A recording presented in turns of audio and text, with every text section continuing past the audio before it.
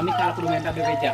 Jadi seperti contoh dari mulai menanam padi kan syariatnya misalnya misal manusia menanam padi, syariatnya manusia ngasih pupuk padi, tapi hakikat padi bisa berbuah, kita istilahnya hakikat Gusti Allah yang berbuah. Yang minimal izin. Jadi segala sesuatu yang ada di adat di sini masih istilahnya ada nitip kudu amit ngarap dunia. Ini kamar ya. Menjak galak Berarti satu rumah. Kalau mici PR di sini mah nggak, cuman airnya air teh. Di sini ada 4 ruangan.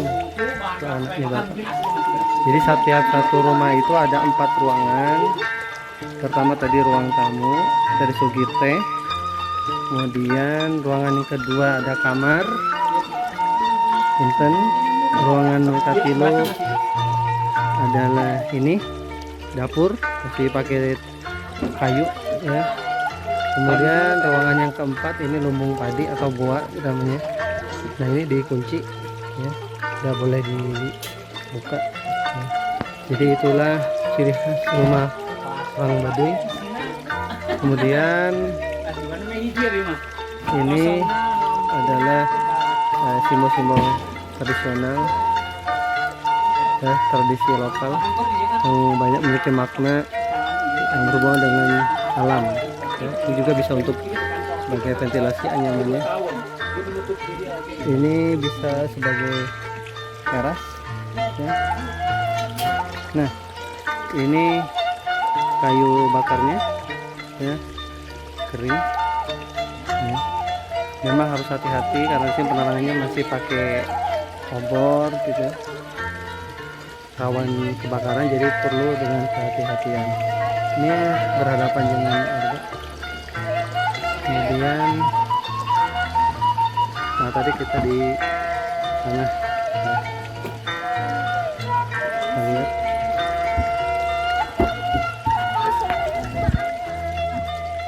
Kita lihat lihat sini, baik minum 1 2 3 1 2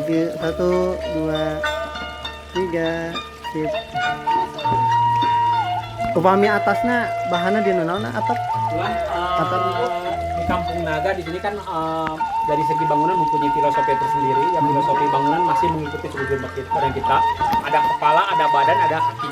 Terus kepalanya menggunakan injuk, lapis daun tepus, kekuatan kuat 15 nyampe 40 tahun gak bocor.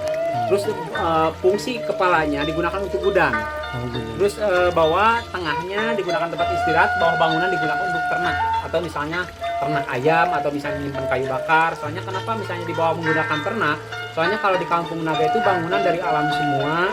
Jadi musuh bangunan seperti ini musuhnya rayap. Dalam tidak sengaja jika ada rayap naik, kan air rayap itu dari tanah dipatok oleh ayam. Terus setelah ajas manfaat ayam selain bisa membunuh rayap, fungsi ayam itu kan kalau misalnya buang kotoran itu kadang-kadang malam hari. Di sini kan warga Kampung Naga masak masih menggunakan tungku hawu, bahan baku kayu bakar, otomatis banyak abunya. Membuang abu itu ke bawah bangunan, ntar di bawah bangunan oleh ayam ditakar. Tercampur dengan kotoran ayam dalam jangka 3 bulan, 6 bulan itu dibangkat, fungsi untuk pupuk. Ya bisa disebut dari situ dari alam kembali lagi ke alam. Iya, berhadapan dengan tetangga tuh kebanyakan saudara atau bukan? Jadi gini ya, kalau di adat itu bangunan itu mengarah timur barat, menghadap selatan utara, posisi bangunan berhadap-hadapan dan belakang-belakangan. Fungsinya supaya gampang berkomunikasi atau saling memperhatikan. Ya di sini sifat sosialnya masih kelihatan. Jadi di kala masak dan gak masak sakit terlihat. Di sini saling. Itu bukan keluarga. Bukan keluarga. Ya, cuman di sini kan posisinya harus berhadapan-hadapan dan belakang-belakang. Soalnya pintu di depan, semuanya di depan, tidak ada pintu di belakang. Terkecuali ada bangunan ganjil, memang di Kampung Naga ada 2 bangunan yang ganjil ke belakangan gitu kan. Itu nggak ada layannya. Oke. Jadi di sini memang alasan pokok pertama kenapa menolak untuk masalah tenaga listrik, padahal ke Kampung Naga jauh-jauh listrik masuk desa. Dari mulai tahun 60 udah ada yang menawarkan khusus untuk warga Kampung Naga listrik gak usah bayar, gratis sumber hidup tahu-tahu nyala di sini. Tapi warga menolak. Soalnya alasan pokok pertama yang dikhawatirkan di kala listrik masuk Kampung Naga antar warga yang mampu beli TV berwarna, beli kulkas, beli apa aja. Jadi kelamaan akan menimbulkan kesenjangan kecemburuan yang mungkin secara kebersamaan otomatis hilang. Soalnya kalau di adat Kampung Naga ya khususnya seperti saya sendiri ya, pokok pertama yang diperlukan itu ketenangan, bukan kesenangan. Soalnya belum tentu orang yang senang bisa tenang, tapi kalau kita diawali ketenangan, kesenangan itu bukan berupa materi. Ini alhamdulillah dengan secara di sini menolak untuk masalah tenaga listrik gitu kan. Jadi jauh untuk persaingan lah. Di sini secara kebersamaan masih terikat gitu kan, mempererat tali kekeluargaan. Oke. Jadi yang berubah dan yang tetap dilestarikan apa ya? Di sini yang masih dilestarikan ada adat dan budaya. Seperti contoh untuk masalah bangunan, keduanya seperti di sini kan rutinitas warga Kampung Naga Talari dari zaman nenek moyang dalam 1 tahun 6 kali masih melaksanakan acara adat. Itu yang disebut Raja Sasi. Soalnya di sini kan ada paribasa budaya milik basa, tapi kalau adat itu milik keturunan. Seperti itu. Jadi Talari dari zaman nenek moyang tetap dijalankan. Kegiatannya setahun ada kegiatan apa aja?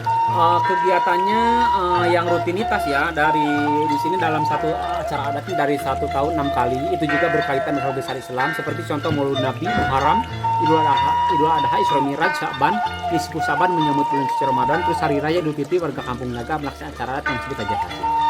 Terus di sini memang segala sesuatu di adat itu masih mempunyai tata cara tersendiri. Ya contohnya seperti di sini warga Kampung Naga kan masih mata pencarian pokok bertani, bercocok menanam padi.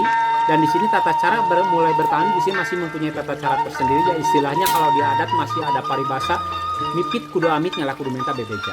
Disebut mipit kudu amit nyala kudu menta bebeja itu kalau manusia kan syariatnya manusia misalnya menanam padi, syariatnya manusia ngasih pupuk padi, tapi hakikat padi bisa berbuah itu istilahnya hakikat Gusti Allah yang berkuasa. Ya minimal izin lah seperti itu.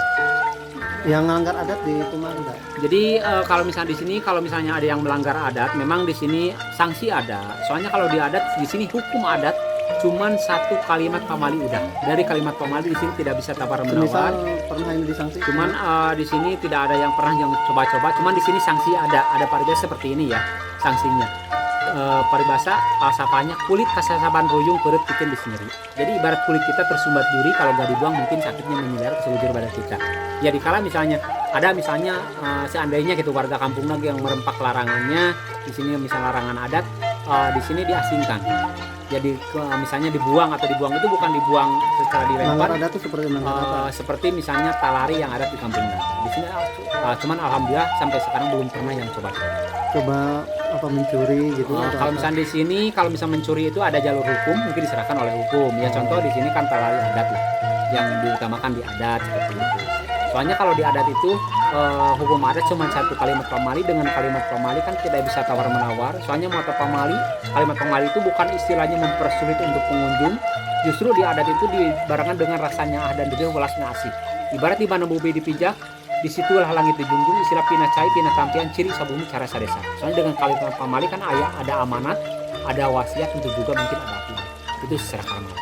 Jadi sekarang yang benar informasi itu jumlah kakaknya sama jumlah orangnya di Kampung Naga tuh hasilnya berapa? Jadi sebetulnya kalau di media atau misalnya udah tertulis di media atau sekarang dengan adanya Google ya memang Kampung Naga tertulis di situ gitu kan. Cuman sebetulnya kadang-kadang kan banyak pengunjung ke sini mengatakan Kampung Naga ada 40 bangunan. Sebetulnya di sini bukan 40 bangunan.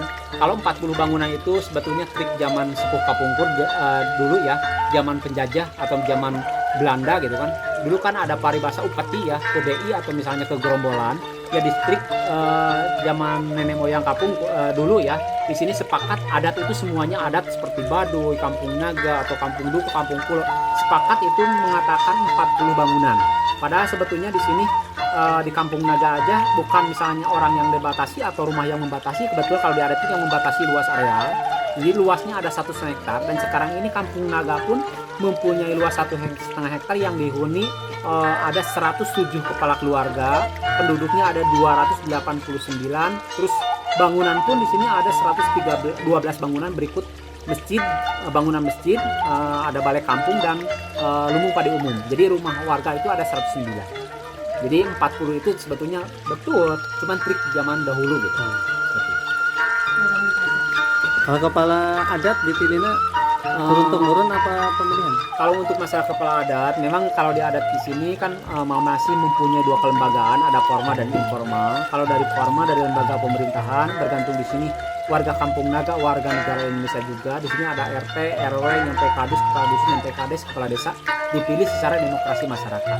Tapi kalau di adat itu di sini mempunyai 2 lembaga, istilahnya informal, mempunyai 3 ya, 3 jabatan. Yang ke-1 bisa disebut jurukannya kuncen, juru kunci, itu jabatan paling tinggi. yang dijabat oleh Bapak Ade Suherlin yang mempunyai tugasnya pemangku sekaligus yang mengelola adat. Kedua ada Lebe, tugas Lebe untuk sarana keagamaan, dan yang ketiganya ada Pundu Adat yang mempunyai tugasnya, istilahnya kalau di adat masih ada paribasa, ngurus laku miras gawe dalam artian mengenai warga. Terus yang tiga tadi Kuncen, Lebe, dan Pundu Adat, jabatan pun secara garis keturunan, secara turun-temurun kadang-kadang nyampe seumur hidup itu selagi mampu dan itu keturunan laki. Ya mungkin dulunya kayak kerajaan. Kamu sendiri nama lengkapnya biasa ada ID itu kan? Biasa ada. Saya ID. memang mempunyai Seperti apa? saya sebagai pemandu ya wisatawan kunjungan sini, dan saya memang mengikuti dengan KPI juga. Ini nama saya Ijad. Pak Ijat. Cuman saya dulu kan di sini sampai itu sama KPI juga di Bandung. Dan di sini Tasikmalaya kan perwakilan KPI Kampung Naga. Sudah berapa lama tinggal di sini Pak? Kalau saya tinggal di Kampung Naga sejak lahir, dan kebetulan saya nikah ke orang sini juga gitu kan. Memang untuk masalah perjodohan kalau di atas kan masih ada paribasa jodoh pati bagja cilaka yang atur. Misalnya di sini warga Kampung Naga perempuan cari laki, laki cari perempuan, beda kulit, beda warna, beda suku. Yang penting kalau di atas tidak boleh beda agama. Di sini agama Muslim semua.